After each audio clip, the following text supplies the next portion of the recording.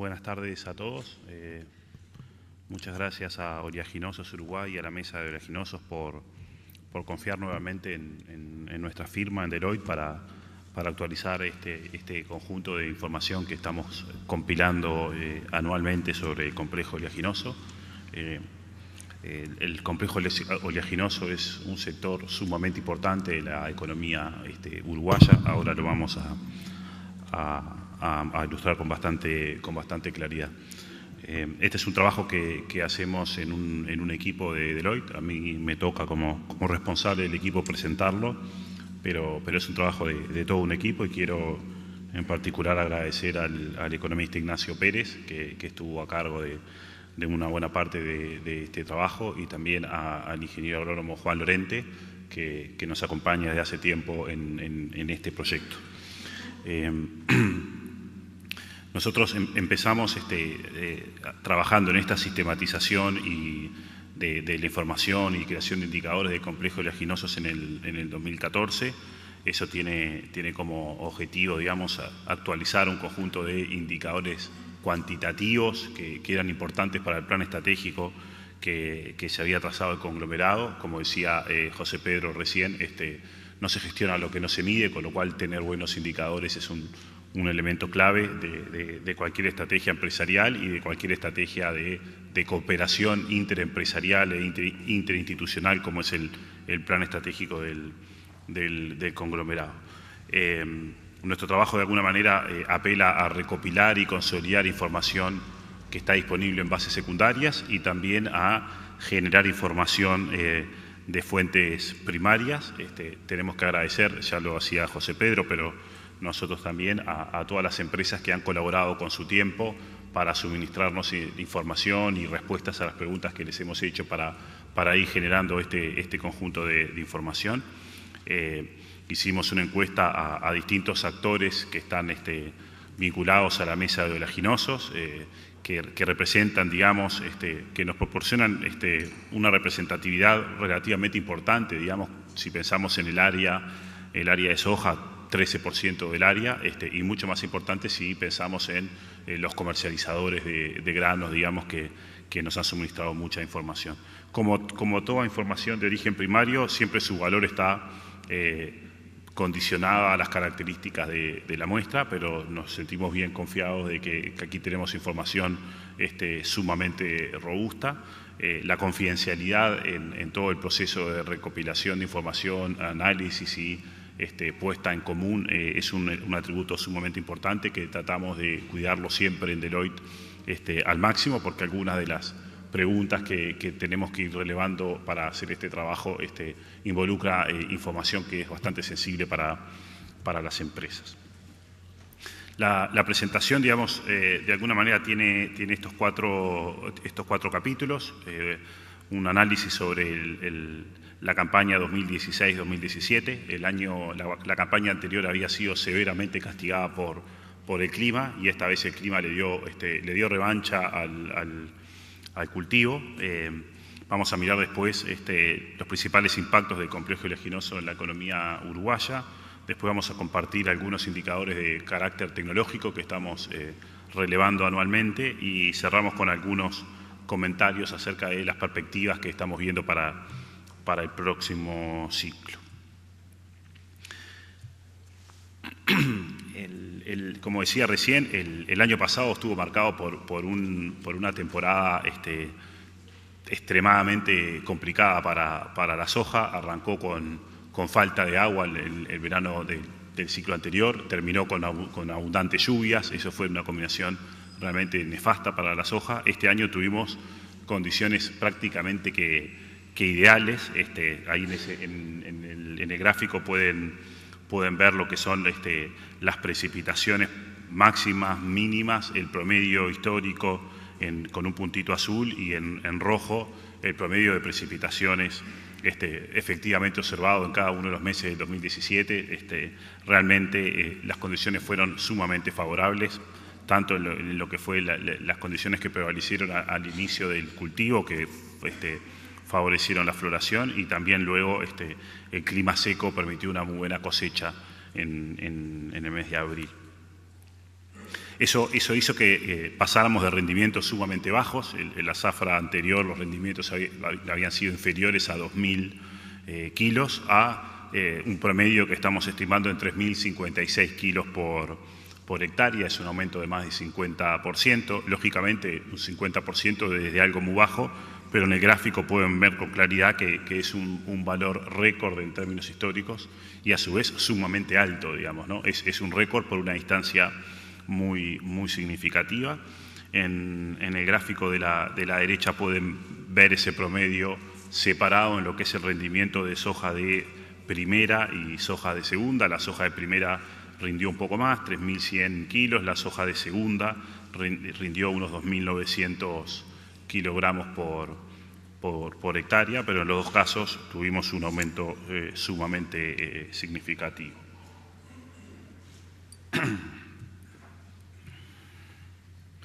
Como siempre ocurre, digamos, los rendimientos del cultivo difieren de una zona del país a otro. En ese gráfico pueden ver los resultados para las distintas zonas del país, pero la mejora de rindes operó en todo el país. Allí ustedes pueden ver en las barras en verde claro, ¿ustedes las ven en verde claro? Sí. Son los rindes medios de 2015 y 2016, y las barras más oscuras son los rindes medios de este ciclo, 2016-2017, y los puntos a su vez separan lo que es rinde de primera de rinde de segunda. Los rindes de primera han sido siempre algo mayores que los rindes de segunda, aunque las diferencias, digamos, no son demasiado importantes. El área de siembra se mantuvo relativamente estable en más o menos 1.270.000 hectáreas y estimamos que la soja de primera siguió representando algo más del 70% del cultivo. En el gráfico de la derecha pueden ver cómo se ha reducido el porcentaje de soja de segunda. Aquí tenemos como un desafío para la agricultura en Uruguay, la reducción de la soja de segunda. Está recogiendo la falta de rentabilidad, sobre todo en lo que es la agricultura de invierno y en trigo en particular, donde hemos observado una caída fuerte de las áreas, y bueno, eso está haciendo que tengamos porcentajes realmente altos de soja de primera, cosa que no se observaba antes de la caída de precios internacionales que empezó a producirse a fines del 2013 o principios del 2014. Pero bueno, esos son los indicadores que tenemos hoy, un área de 1.270.000 hectáreas, que es similar a la del ciclo anterior. Otra de las cosas que está ocurriendo es en este proceso de reacomodo del complejo a las nuevas condiciones internacionales, es que se continúa observando cierta reducción de las áreas más marginales que había ocupado la soja en los años de auge de precios internacionales, y está aumentando la concentración de la soja en el litoral del país. Eso obviamente obedece a condiciones económicas, con precios más bajos, la incidencia de los fletes es mayor, con lo cual la conveniencia de hacer agricultura más lejos de los puertos se ve reducida. También hay mayores dificultades para rentabilizar la rotación de los suelos, y eso también es un elemento que termina pesando más en las áreas más alejadas de los puertos, donde también la calidad de los suelos no es tan atractiva como en la zona litoral. En esta diapositiva tienen bastante información. Para cada una de las zonas mostramos qué ocurrió en términos de variación total del área. Fíjense, por ejemplo, en el litoral norte y en el norte el área subió 1%, representa un 29% del área total. En la zona del litoral sur el área subió un 2%, ahí se concentra el 40% del área sojera del Uruguay. Si uno va al centro, ya en el centro se produjo una caída de 7% en las áreas sembradas. Si uno va al este, la caída fue mucho más fuerte, fue de 21%, y si uno se va al noreste, la caída fue del orden del 6%, con lo cual tuvimos caídas relativamente importantes. Son porcentualmente grandes, pero pesan relativamente poco, porque de por sí el área agrícola está muy concentrada en todo lo que es el litoral del Uruguay. Y también pueden observar allí que tenemos la incidencia de lo que es soja de primera o soja de segunda por cada una de las zonas. Fíjense que la soja de segunda es particularmente importante en el litoral sur, también es importante en el litoral norte, lo cual es obvio, son suelos más apropiados en general para la agricultura y por lo tanto allí hay una preponderancia relativamente mayor de las hojas de segunda. Además de que tuvimos rendimientos récord, el otro elemento positivo y que contrasta con la campaña anterior tiene que ver con la calidad del grano. A ver si ahí veo un poquito mejor. Gracias. En la zafra anterior, debido a las condiciones de exceso de lluvias que se observaron en los últimos meses del ciclo, hubo porcentajes enormes de secado, un 84% del grano había requerido secado. Hoy, en este ciclo, un 37% requirió secado, lo cual es un parámetro bastante más normal. Los porcentajes de humedad en promedio estuvieron algo por debajo de los valores que son comercialmente aceptados, estuvieron por debajo del 14%, en el ciclo anterior habíamos tenido prácticamente 17%, y el porcentaje de granos dañados estuvo en torno, ahí se apareció, ahí no. El porcentaje de granos dañados estuvo en torno del 4,8%, que es bastante por debajo de los porcentajes aceptados, que están en torno del 8%, aunque hubo allí diferencias. En general uno podría decir que en la zona este y noreste tuvimos rendimientos algo peores y alguna calidad también un poco peor que en el resto del país. Pero en promedio, digamos, tuvimos muy buenos niveles de rendimiento y muy buenos niveles de calidad. Con ese nivel de rendimientos y con esa superficie de 1.270.000 hectáreas, estamos estimando que la producción de soja se está ubicando prácticamente en 3,9 millones de toneladas. Eso supone un aumento de más de 60% en relación al año anterior, que había sido muy bajo, pero también es una producción récord en términos históricos, supera el récord anterior que habíamos tenido en la zafra 2012-2013. A nivel de costos, allí tienen un conjunto de información para ver luego con más detalle, pero en general observamos un aumento de los costos en chacra, entre los elementos que fueron, a ver si puedo marcar alguno acá, entre los elementos que son importantes, tenemos un encarecimiento fuerte de la semilla. Eso está recogiendo también que la temporada anterior había sido muy mala y por lo tanto después tuvimos escasez de semillas. Tuvimos un aumento de combustibles. Fíjense, los combustibles en el caso de la soja de primera subieron 20%, 17% en los casos de la soja de segunda. Ahí obviamente está jugando la caída del tipo de cambio que generó, digamos, costos en dólares mayores en esos rubros. Y el costo total por hectárea, en el caso de la soja de primera, subió 4%, en la soja de segunda subió 11%. En el caso de la soja de primera, la suba de 4% es antes de sumarle el puente verde. El puente verde prácticamente no cambió, pero podríamos decir que hubo un aumento relativamente pequeño en dólares del costo por hectárea en soja de primera y un poco mayor, del orden del 11%, del costo por hectárea en la soja de segunda.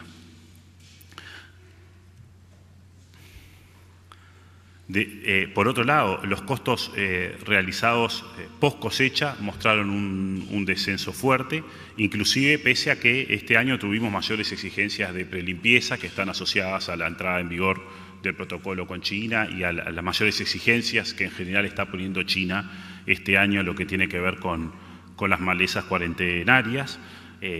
Ahí pueden ver que en el caso de la soja de primera, lo que tiene que ver con secado y fletes, tuvimos un aumento del orden de 27%, que tiene que ver esencialmente al medir los costos por hectárea, en la medida que hay más rindes, hay que transportar más y hay que, digamos, en volumen total hay que secar más. Si miramos los costos de secado y flete por tonelada, digamos, se observa que los costos de secado y flete bajaron 7% en el caso de la soja de primera, bajaron 11% en el caso de la soja de segunda, y obviamente bajaron también mucho los costos asociados a problemas de calidad, bajaron en total 50% más o menos los costos asociados a calidad, producto de que la calidad este año fue muy buena y el año anterior había sido muy mala. Eso a pesar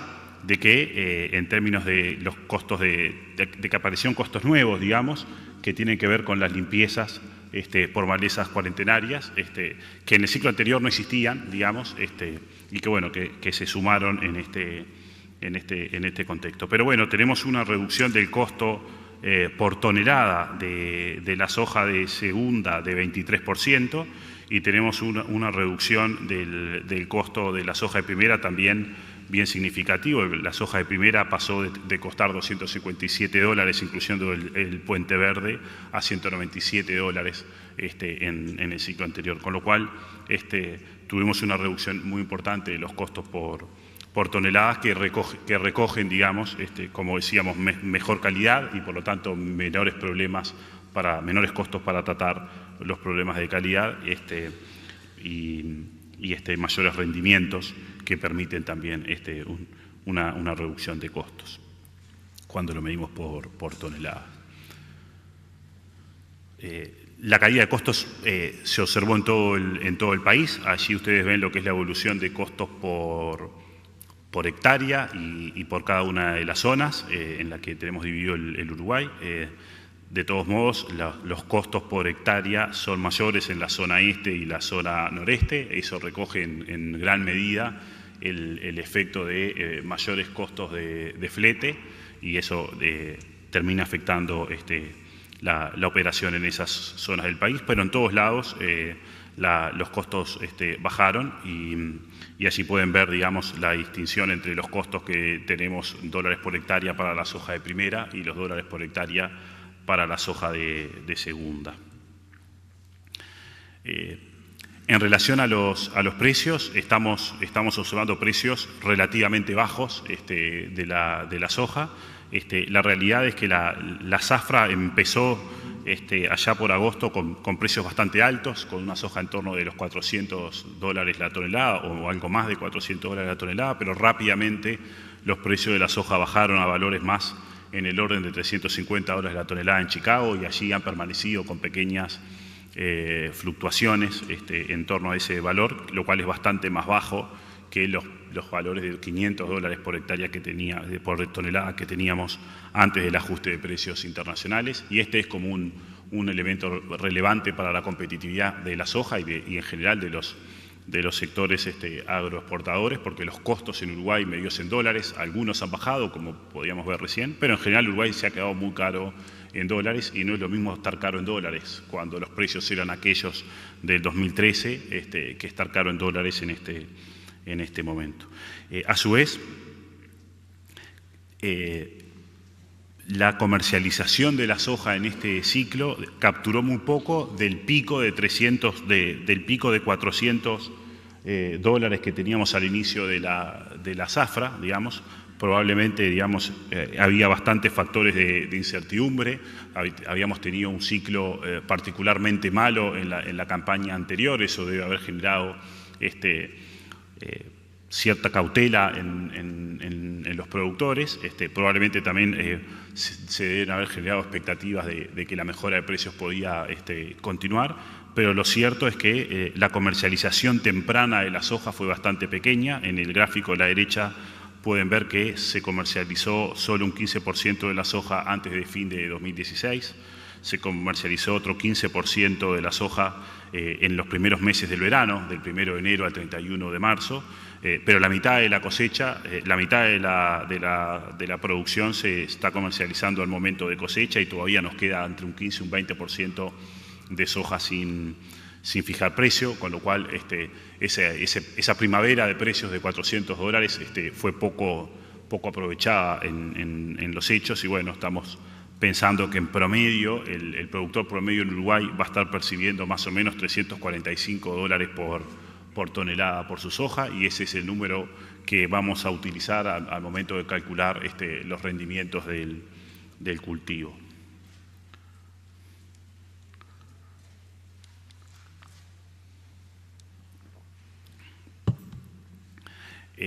Rendimientos del cultivo que lógicamente aumentaron sensiblemente este año en esas... A ver si puedo hacer aparecer...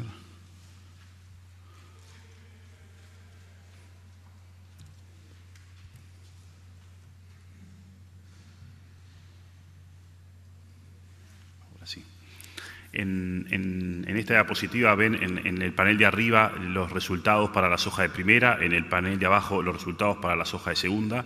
Los ingresos por hectárea son bastante parecidos en ambos, por hectárea son bastante parecidos en ambos casos. $1.070 para la soja de primera, $1.010 para la soja de segunda. Recuerden que los rendimientos no diferían mucho entre soja de primera y soja de segunda. Los costos por hectárea, incluyendo Puente Verde, son de $612 por hectárea para la soja de primera, son sensiblemente más bajos para la soja de segunda, $496, y eso hace que el margen antes de la renta de la tierra esté en $459 para la soja de primera, restando siempre el costo del Puente Verde. Después vamos a ver información relativa a cuánto se hace de coberturas. Y $514 para el margen de la renta antes el margen de cultivo antes de la renta para la soja de segunda, con lo cual en los dos casos podríamos decir hay un incremento significativo del rendimiento económico del cultivo. Si lo pensamos en términos de zonas, el patrón que ilustramos en ese gráfico es bastante elocuente. Hay diferencias de márgenes entre los distintos zonas del país, pero lógicamente los resultados antes de la renta son mejores en el litoral sur y en el litoral norte, tienden a ser más bajos en el este, y en el noreste fueron bastante más bajos, digamos, y eso está explicando, nos parece, esa tendencia de reducción de algunas áreas más marginales del cultivo. Siempre relevamos también lo que está sucediendo con la colza, que por ahora es un cultivo totalmente marginal. En el ciclo 2016 y 2017 se sembraron unas 25.000 hectáreas de colza. El rendimiento fue del orden de los 1.600 kilos por hectárea, y el margen de la colza antes de la renta de la tierra es francamente pequeño, unos $65 por hectárea, y es notoriamente más bajo que lo que se había observado en el invierno anterior, donde se habían generado resultados bien interesantes, pero parecería que hemos vuelto a valores más comparables a los de años previos. Relevamos también información sobre el valor de las rentas. En el gráfico de la izquierda pueden ver que hubo un ajuste muy significativo de las rentas de la tierra. Esto es parte de la reducción de ajuste de costos del costo país que tenía que operarse, digamos, ¿no? Una cosa era cuando teníamos precios de $500 la tonelada, las rentas agrícolas habían subido fuertemente, las rentas tenían que ajustarse a la baja, y eso terminó ocurriendo. Hoy estamos estimando que la agricultura de secano tiene una renta de la tierra promedio de $230 por hectárea. Esos son datos de IDEA hasta el 2016 y de encuesta a operadores del sector para el año 2017. También se está observando alguna reducción del porcentaje de agricultura de soja hecha en tierra arrendada, pero es más difícil tener un número muy certero de eso. Y en el gráfico de la derecha pueden observar también el valor de las rentas por zona. Lógicamente en la zona este los valores de la renta son notoriamente más bajos, y en el litoral sur, en el litoral norte y en el norte del país las rentas son bastante más altas, 250 en el primer caso, 225 en el segundo caso. Otro elemento que es interesante es que está habiendo algunos cambios en las modalidades de arrendamientos. Sigue siendo cierto que la principal modalidad de arrendamiento es en términos de kilos del producto, pero se está observando una reducción de lo que es el arrendamiento fijo en dólares, que era un elemento más frecuente antes, y está habiendo cierto incremento de lo que son las modalidades de parcería y medianería, donde el dueño de la tierra comparte riesgos con el productor. En el gráfico de la izquierda pueden ver la modalidad de arrendamiento en la última zafra. Tenemos un 81% que está fijado en kilos, aparece un 16% que está en la parcería y medianería, y un 4% que está en precios fijos. Y si miramos la cantidad de kilos de producto para la renta de la tierra, también lógicamente allí hay diferencias que recogen las diferencias de productividad y de rentabilidad del cultivo. En la zona este la renta es de 400 kilos, en la zona centro es de 550 kilos, en el litoral sur y norte las rentas son más del orden de 700 kilos y en el promedio nacional estamos hablando de unos 640 kilos de renta. Hasta aquí lo que es el desempeño del cultivo de soja en la zafra 2016 y 2017. Ahora recorremos algunos indicadores del complejo oleaginoso y los ponemos en el contexto de la economía uruguaya. Aquí tenemos información que tenemos que combinar la información histórica con algunas proyecciones que podemos hacer a partir de los resultados de esta cosecha. En el gráfico de la izquierda ustedes pueden ver lo que es la evolución de las exportaciones de Uruguay en millones de dólares en lo que hace a soja. Llegamos a tener en los años pico casi 1.800 millones de dólares de exportaciones. 2012-2013 fueron años de altos niveles de producción y precios de la soja en $500. La zafra anterior fue muy mala y tuvimos exportaciones de 837 millones de dólares. Estimamos que con la cosecha de este ciclo, las exportaciones de soja en términos de ciclo entero, 2017-2018, van a estar arriba de los 1.300 millones de dólares, lo cual supone un aumento de 60% respecto del ciclo anterior. Lógicamente, esos 1.300 millones de dólares no son suficientes para alcanzar los récords de allá del 2013-2014, donde teníamos otros niveles de precios.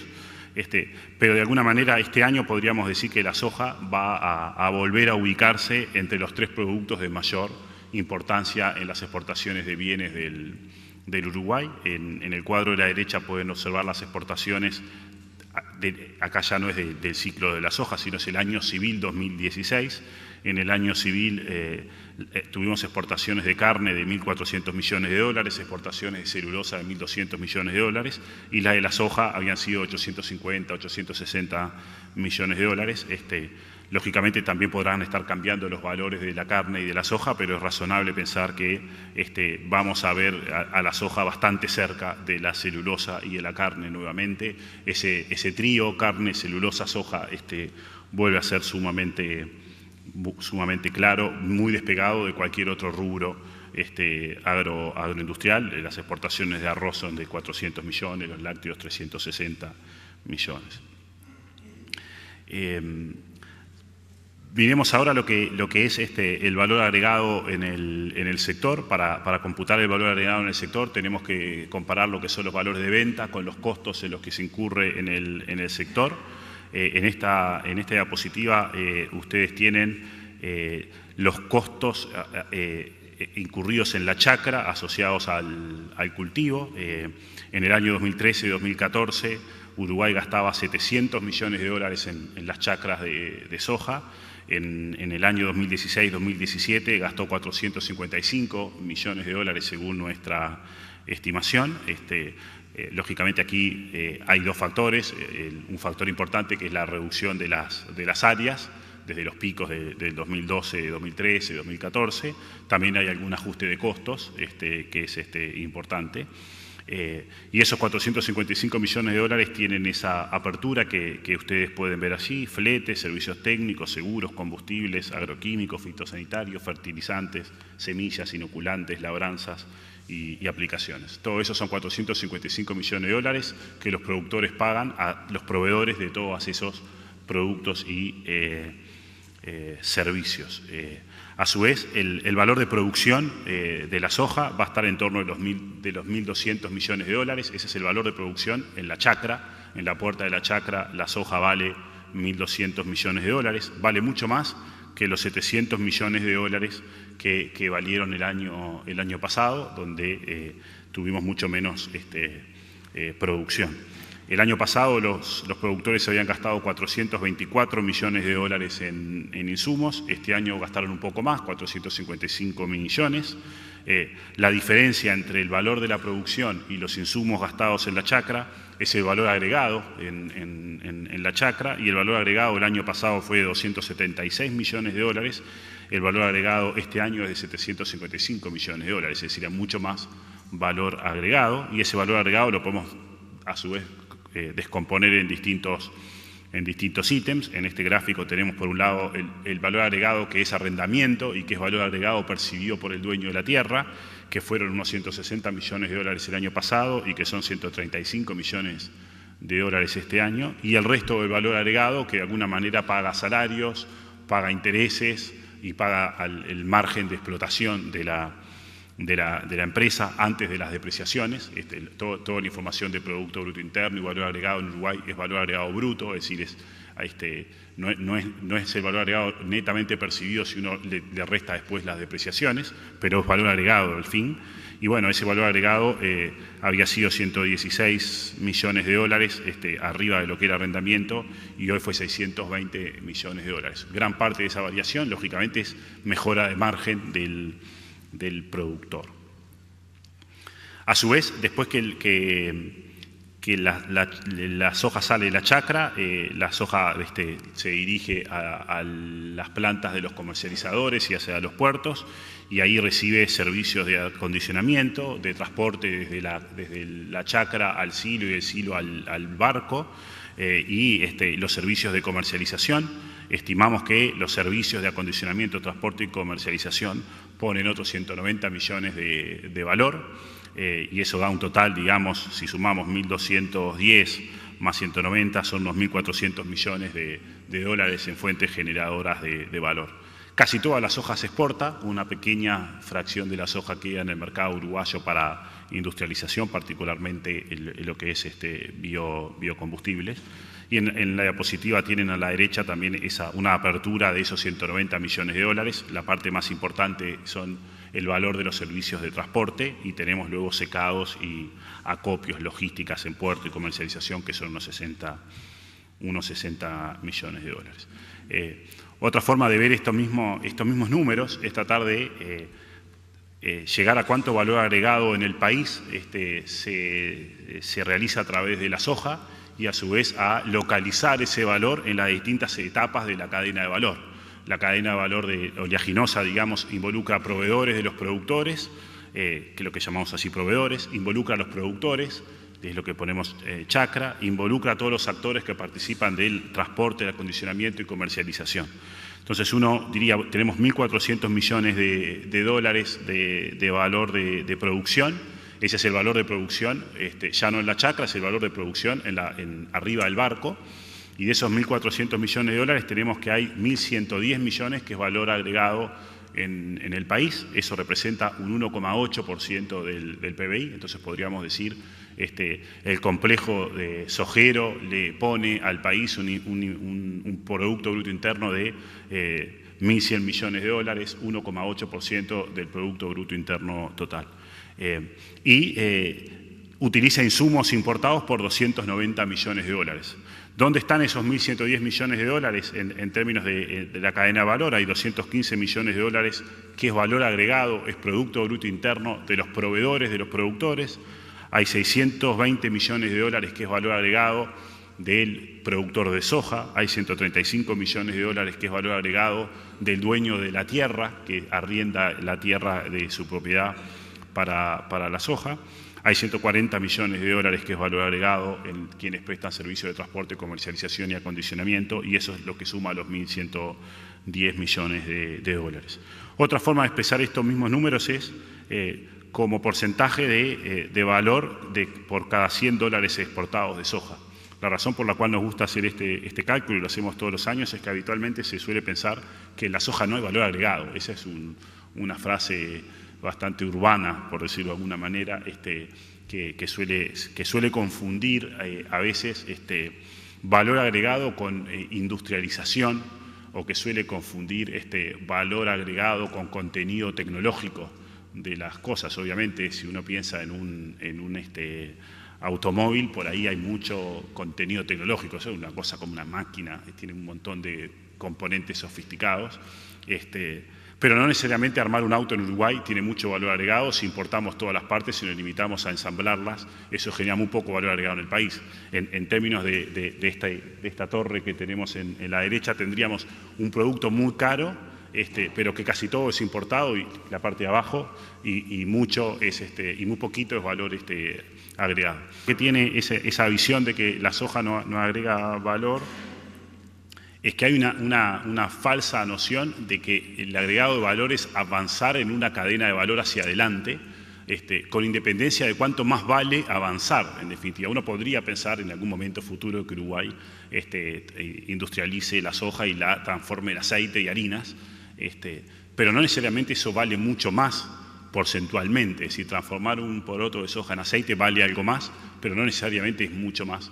Y a su vez puede haber mucho valor en las partes de atrás de la cadena. Puede haber mucha tecnología, mucho conocimiento y mucho know-how en las actividades logísticas, y ni que hablar en todo lo que es la genética del cultivo y en el manejo del cultivo, en las decisiones de cuánto cultivar, de qué paquetes tecnológicos utilizar. Ahí hay mucho valor agregado, que no es lo que habitualmente las personas entienden como valor agregado, porque lo suelen asociar al contenido tecnológico, a un iPhone, a algo que sea como tecnológico en sí mismo, y no tiene en cuenta que hay muchos otros conocimientos detrás de esto. Entonces, por eso nos gusta presentar esta información, que muestra algo bien importante, que es que cada 100 dólares que exporta el Uruguay hay 79, 80 que son valor agregado en el país. Y eso es un porcentaje obviamente muy alto de valor agregado nacional. En la industria manufacturera, salvo en los sectores que son como de agronegocios, donde uno podría decir, si hacemos este cálculo para el arroz, obviamente va a dar similar y va a dar un poco más, porque hay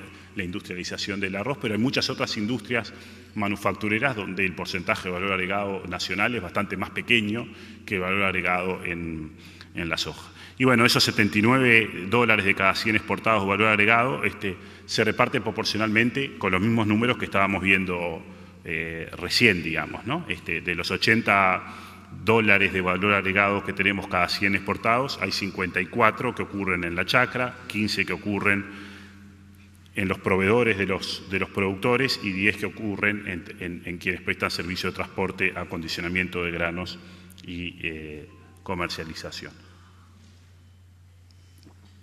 Otra variable que nos parece importante es tratar de tener alguna estimación de qué efectos en el empleo genera el sector. Lógicamente es un sector que tiene mucha sazonalidad y por lo tanto el empleo varía a lo largo del tiempo, y a su vez es en los agronegocios hay muchas personas que trabajan en varios rubros a lo largo del año, porque justamente hay rubros que son demandantes en algún momento del año, hay rubros que son demandantes en otros momentos del año. En lo que tiene que ver con las actividades de transporte, que es bastante sencillo calcular un número fácil de explicar, hay más o menos unas 2.500 personas trabajando durante los 2 meses de cosecha.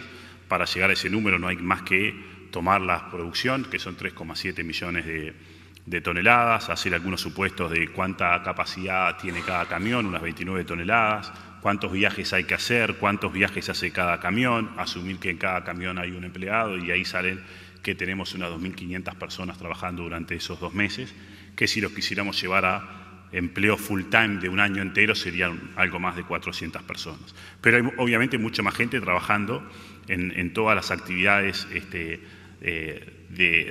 rurales, digamos, y también de servicios. Ahí ven una serie de lo que son los trabajadores que trabajan en los cultivos de cereales y oleaginosas y servicios relacionados. No solo son los trabajadores que trabajan en la soja, porque el trabajador que trabaja en la soja también trabaja en la agricultura de invierno, y los que prestan servicios no los prestan solo a la soja. Estos son datos que procesamos de la encuesta de hogares del INE. Tenemos datos del 2016, no tenemos los datos, lógicamente, del 2017. Seguramente hay algo más de trabajo asociado a la agricultura en 2017 que en 2016, porque hay más producción.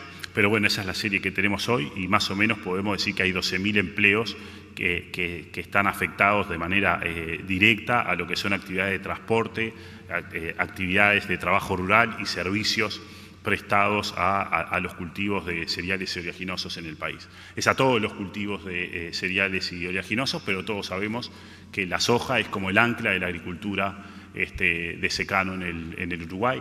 La agricultura de secano está estructurada a través de la soja y la viabilidad de la agricultura tiene un pilar sin el cual no hay agricultura, que es la propia viabilidad del cultivo de soja.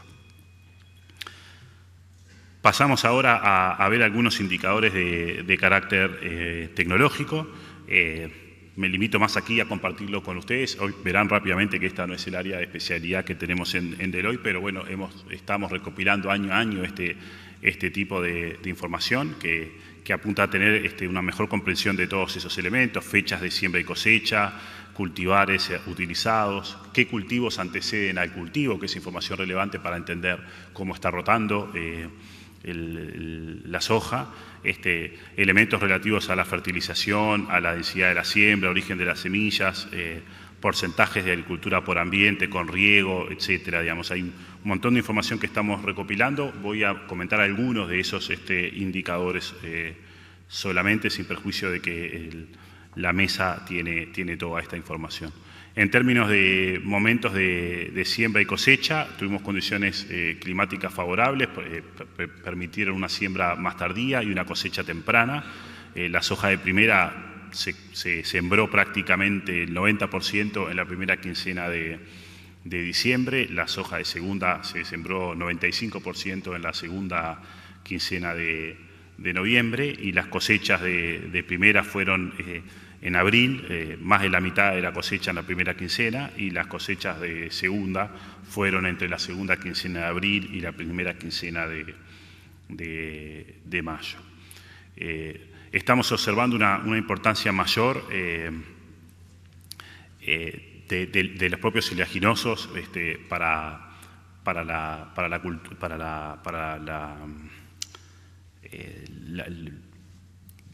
una mayor importancia relativa a los oleaginosos como antecesores de la propia cosecha, de la propia siembra, digamos. Fíjense que hay un 12% de la soja de primera que fue antecedida de una soja, es decir, eso quiere decir que es predios que no hayan hecho nada entre la última soja y la siguiente soja. Eso está ocurriendo. Hubo probablemente allí problemas asociados con lo malo que fue la zafra anterior, pero tenemos un 70% de la soja de primera que se antecedía por coberturas. Tenemos después fracciones bastante pequeñas de praderas, sorgos o maíces para lo que es soja de primera. Para la soja de segunda, obviamente, el trigo es la variable clave, pero fíjense cómo el trigo cayó de cubrir un 70% del área de la soja de segunda en la zafra 2014-2015 a cubrir 40% en la zafra actual. En el 2015-2016 habíamos visto un rebrote, un repunte muy fuerte de la cebada. Este año las malterías están contratando menos. Ya se observa como antecesor de esta última cosecha un 34% de cebada, es decir, algo menos que el 50% que habíamos visto en la zafra 2015-2016, y después hay pequeñas otras cosas. Aparece la colza como cultivo antecesor en un porcentaje que ahí en nuestra encuesta es de 13%. Acá tenemos algunos márgenes de error. Este número parece un poquito bajo en relación al número que tenemos de 25.000 hectáreas de colza.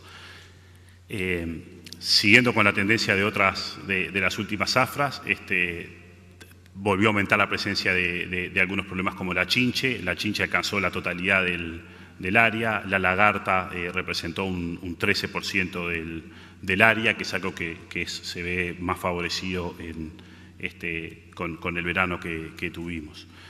A nivel de enfermedades controladas en el ciclo, fuerte presencia de roya en el norte, 70% en el noreste, y después tuvimos también mucha roya en el este, 100% de los casos, y enfermedades de fin de ciclo bastante importantes, que en el total del país son más del 60% de las áreas. La totalidad de los productores que consultamos tuvieron que lidiar con el problema de la yerba carnicera, que es este nombre para mí impronunciable que ven allí, con Coniza bonaerensis y con algunas otras enfermedades. Hay más información de ese tipo que hemos recopilado, que no estamos compartiendo ahora con ustedes, pero que el complejo la tiene disponible. ¿Cuáles son las perspectivas para el próximo ciclo? Los mercados futuros no nos están dando ninguna ilusión de precios más altos, los precios están la curva está bastante plana, en $350 por tonelada, eso es un poquitito más que el valor promedio que tuvimos en Chicago a lo largo del ciclo que acaba de terminar, pero esencialmente el mismo precio. En materia de costos por hectárea, deberíamos tener algún descenso, en la medida que pensamos que hay una corrección a la baja de los precios de las semillas, algunos menores costos por post cosecha, y eso nos generaría allí una reducción del costo total del orden del 4% por hectárea. Ahora, la clave, digamos, para el margen del cultivo va a estar en los rendimientos que el cultivo tenga. Parece difícil que se mantenga un rendimiento tan alto como el del ciclo que acaba de terminar, de 3.000 kilos por hectárea. Obviamente que acá hay hoy muchísima incertidumbre para hablar del próximo rendimiento, un cultivo que se va a plantar dentro de varios meses, pero si uno separa en un rinde un poco más normal, uno podría decir, bueno, rendimientos del orden de 2.400 kilos por hectárea, con un costo de $540 por hectárea, eso daría un margen más en torno de $250. Obviamente el margen puede ser mayor si los rindes son mayores, pero parece bastante probable que el margen de cultivo de soja antes de la renta se vea relativamente reducido en el próximo ciclo, salvo que volvamos a tener rendimientos tan formidables como los del último ciclo, o que mejoren los precios internacionales, cosa que hoy no lo podemos avisorar en los futuros. Por lo tanto, digamos, si uno piensa, bueno, ¿qué va a ocurrir con la siembra? Todavía es difícil para tener muchos elementos, pero tendemos a pensar que el área se va a mantener relativamente estable. No juega a favor del sector, que seguimos teniendo precios relativamente bajos, que tenemos probablemente expectativas de márgenes más reducidos que los que obtuvimos en el ciclo que terminó.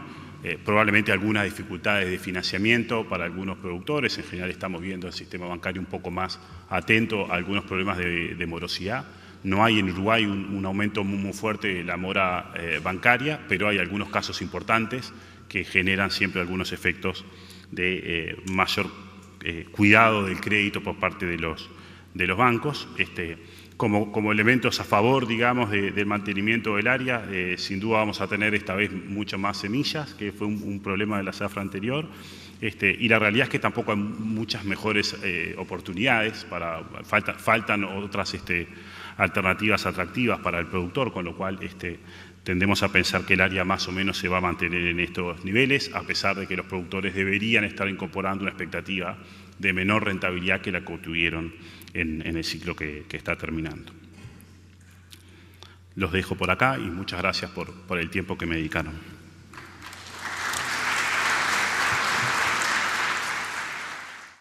Bueno, muchas gracias al economista Pablo Rosselli. La verdad que hay que felicitar a Pablo por esta excelente exposición que combina, y es algo que es difícil, tanta cantidad de información de tan buena calidad y con la claridad que lo expone Pablo, realmente es un lujo.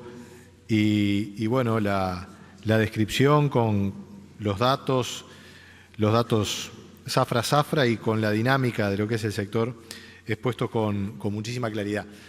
Tanta claridad que no han llegado demasiadas preguntas. Tenemos un par de preguntas, por ahí hay alguna. Si nos ayudan nuestras colaboradoras, por aquí adelante tenemos una pregunta. Y bueno, si hay alguna más. Ustedes tienen en la carpeta los papelitos como para compartir estas preguntas. Estamos además diría que un poquito adelantados en el tiempo, de manera que tenemos tiempo para compartir algunos planteos para el economista Pablo Rosselli. A mí me había quedado una cuestión que en parte Pablo la respondió en la proyección final, ¿verdad? Que hacía respecto a lo que es la perspectiva de una futura zafra con un rendimiento más razonable, ¿verdad? Que es algo esperable, y ahí se planteaba una cierta idea de costo. Evidentemente que la soja tuvo el clima a su favor, un gran esfuerzo tecnológico y productivo con un rendimiento notable, ¿no? Un récord histórico. ¿Qué podemos esperar, Pablo, de los costos? Porque aumentaron, hay algunos costos que son del sistema, ¿verdad? El tema de la semilla, eso puede bajar, pero costo país, costo combustible, variables de ese tipo, ¿cómo lo estás viendo? Si podemos tener alguna esperanza por ahí. Sí, recién teníamos allí una estimación que todavía es muy preliminar de costos. Obviamente, a medida que pase el tiempo, entenderemos mejor cuáles son los costos efectivos de los productores en el próximo ciclo. Pero en términos como más macroeconómicos, estamos viendo que Uruguay va a seguir estando bastante caro en los próximos meses. Por más que estamos suponiendo que el dólar va a tener cierta tendencia al alza, no estamos previendo una reducción muy significativa de costos en dólares. Y digamos, a ver, en forma indicativa estamos pensando que el tipo de cambio a fin del año que viene puede estar en torno a los 31 pesos, es un poquitito menos de costos en dólares, pero muy pequeño, con lo cual el desafío de operar con bajos niveles de competitividad internacional creo que se va a mantener para el siguiente ciclo. Bien, una de las preguntas que ha llegado te pide en definitiva si puedes abundar un poquito más en el tema del endeudamiento, porque bueno, claro, eso puede ser un problema, pero también a veces es un aliciente a seguir adelante para seguir cubriendo costos. Si tenés alguna estimación de lo que es la significación del endeudamiento, bueno, a nivel financiero o incluso con los proveedores, ¿no? Bueno, a ver, no tengo muchos números del sector acá presentes, existen, pero no me los repasé. Si uno mira a nivel macroeconómico en Uruguay, definitivamente no tenemos un problema de sobreendeudamiento, ni en las familias ni en las empresas. Si uno mira el crédito al sector no financiero en Uruguay, está apenas por arriba del 30% del PBI. A fines de la década del 90 teníamos más de 50% de endeudamiento sobre el PBI, con lo cual hoy tenemos un nivel de endeudamiento bastante más bajo que el de la década de fines de los 90. La composición del endeudamiento es bastante más sano porque las personas físicas deben pesos y las empresas sí están más dolarizadas, lo cual no es algo que esté muy bien, pero bueno, es una debilidad estructural del Uruguay, pero el nivel de endeudamiento es relativamente bajo. Y es bajo también en una comparación internacional. Si uno mira en el mundo, este nivel de endeudamiento es realmente bajo, con lo cual no deberíamos tener problemas de solvencia muy generalizados. Dicho eso, es evidente que en el sector agropecuario ha subido la morosidad y hay indicadores de mora bancaria que muestran que la mora en los bancos está subiendo y que en el agro también, pero la verdad es que cuando uno mira los datos un poco más en detalle, lo que se encuentra es que hay más bien algunos pocos casos grandes que están moviendo esa morosidad. Por eso me parece que no hay como un tema muy significativo de endeudamiento bancario, lo cual no quita que hay algunos problemas para los bancos y para los acreedores de esas empresas que están en problemas, pero no diría que hay un riesgo sistémico en Uruguay. Sí es cierto que cuando los bancos tienen más dificultades se ponen obviamente más cuidadosos y ha quedado ya bastante atrás aquel periodo donde los bancos estaban sumamente ávidos por prestar y donde las empresas tenían la capacidad de elegir entre 3 o 4 proveedores de crédito y elegían al que le cobraba 0,2% menos de tasa de interés. Eso también quedó atrás, el crédito está un poquito más duro ahora, pero no vemos problemas muy significativos. Si la mejor solución para salir de un problema de endeudamiento es producir más o no, depende de cada caso. Obviamente, si en el margen la producción es con resultados positivos, seguro que es un mecanismo que sirve, pero digamos, no todos los cultivos están en la misma situación. Si uno me dijera, bueno, bajar endeudamiento con más soja es algo que probablemente funcione. Bajar más endeudamiento con trigo es una estrategia de riesgo, porque si los rendimientos son medio malos, no va a funcionar, digamos, ¿no? Esa idea de bajar deuda con producción hay que manejarla con cuidado. En condiciones normales sí, obviamente funciona. Sí, Pablo, bueno, hablabas tú del costo del dinero, en definitiva, la tasa de interés y esas condiciones, y me surge preguntarte si podés hacer algún comentario respecto al entorno internacional. Los commodities y la soja es un producto internacional, se maneja en un mercado global que tiene condiciones financieras y de demanda de los grandes demandantes como China. Estamos en un escenario de aquí al año que viene, digamos, razonable, con poca sorpresa, o todavía ves que hay inestabilidades en algún punto. Es una pregunta abierta que me gustaría por lo menos que puedas esbozar, y no estaba fuera del programa, pero no, ¿cómo ves esos temas, ¿no? Me da miedo decir que no deberíamos esperar muchas sorpresas, digamos, ¿no? Porque es como invocar a la mala suerte.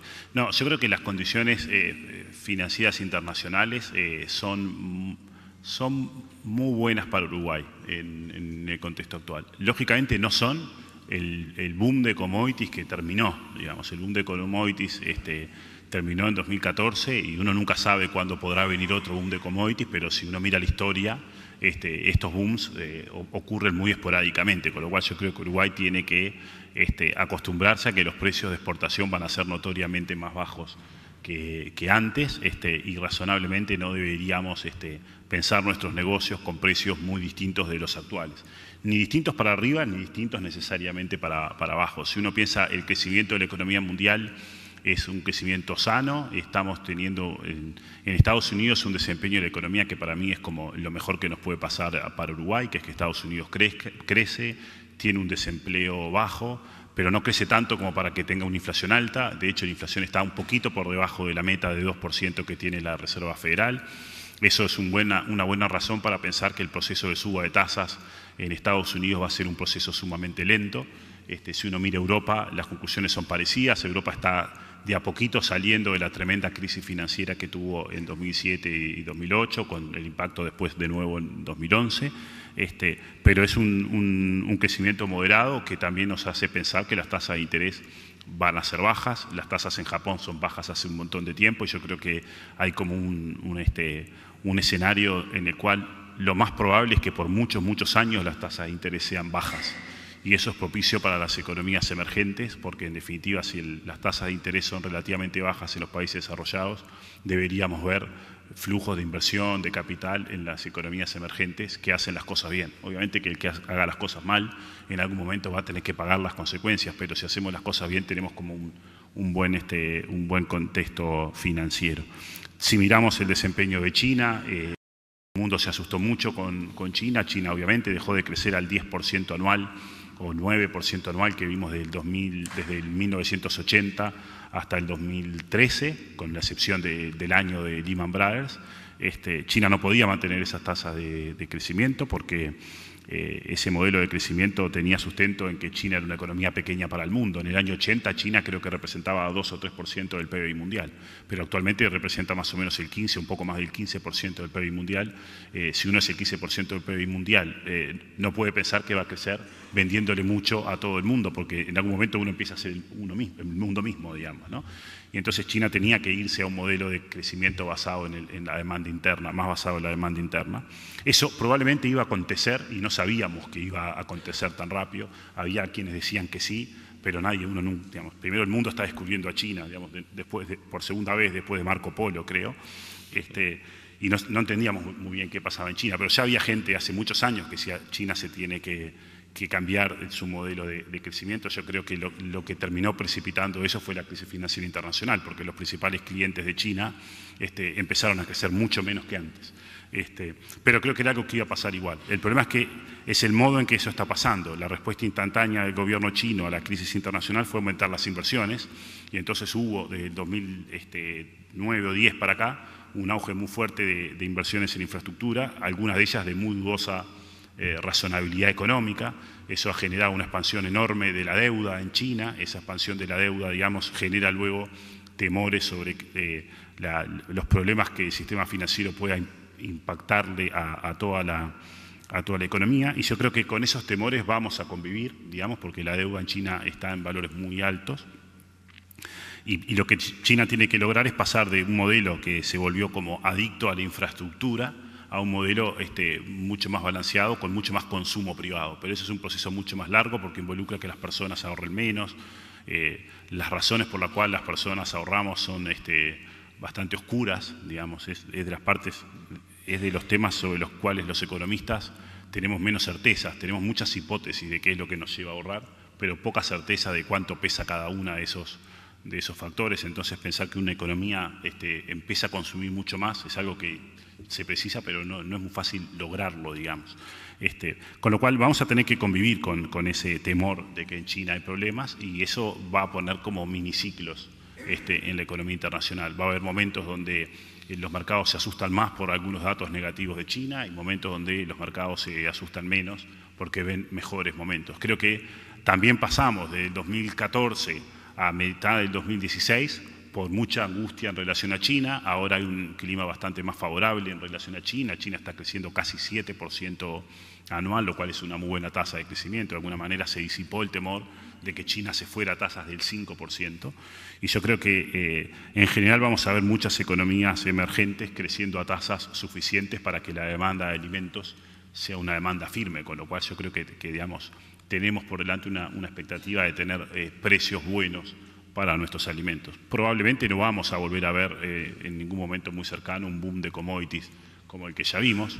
Uno nunca sabe, pero no deberíamos contar con eso, pero creo que el contexto internacional realmente es bueno. En definitiva, tenemos tasas de interés bajas, condiciones favorables para que haya inversión en los mercados emergentes, una perspectiva, una demanda sostenida de alimentos en el mundo, que es lo que Uruguay precisa. Yo creo que los desafíos de Uruguay están más a nivel doméstico. Todavía nos falta hacer algunos ajustes, ¿no? La economía ha retomado una senda de crecimiento más o menos saludable después de 2 años de estancamiento, pero bueno, eso ya lo estamos consiguiendo. La inflación ha bajado significativamente, que era un elemento clave para poder pensar en recomponer la competitividad.